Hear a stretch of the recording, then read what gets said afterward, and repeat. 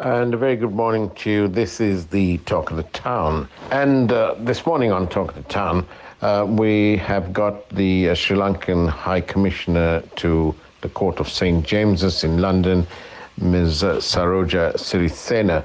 We asked Ms. Sirisena what difference the High Commission makes for opportunities in Sri Lanka.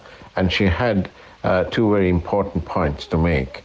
And this is what she had to say about those. I think for Sri Lanka, Brexit has had its advantages, apart from trade and the fact that we are now talking to a single market, a single country, whilst having a very deep, old cultural connection with this country. And I think that's important. We are a known brand in this country. And it has also created opportunities in terms of skilled employment. Mm-hmm. In January 2022, we signed a memorandum of understanding with the UK for sustainable recruitment of healthcare workers.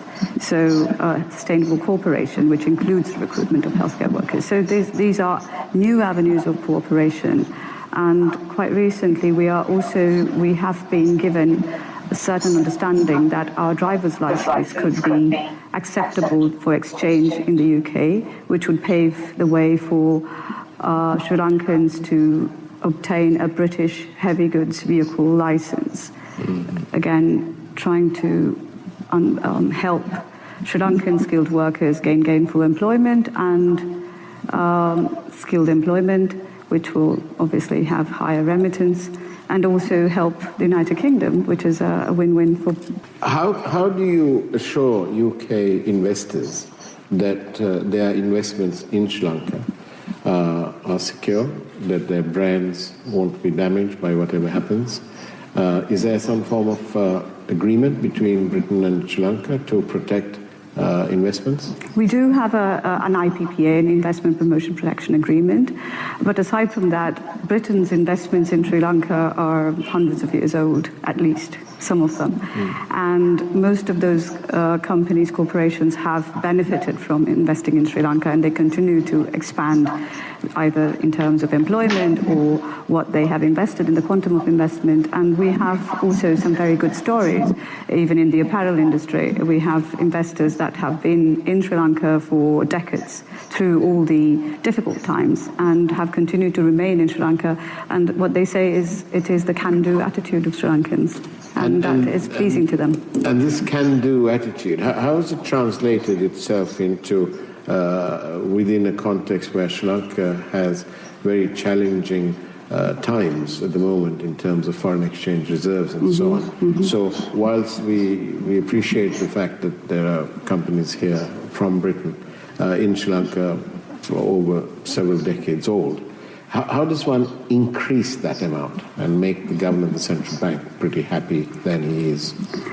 Well, again, the unfortunate global recession is not conducive to ready investments, but we have to pursue investments in new areas and in particularly in areas where we have an advantage. And I think the fintech industry, offshore operations, we have been successful, fairly successful in attracting such kind, which is having good infrastructure and both logistical and physical infrastructure and good services sector. So these are our advantages, and these are the new areas, because post-pandemic we saw a different kind of investment and a different kind of work ethic. So Sri Lanka is ready to take advantage of that new space.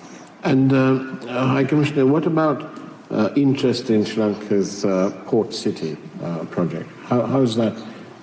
Is it making any headway here in Britain? Yes, I think so.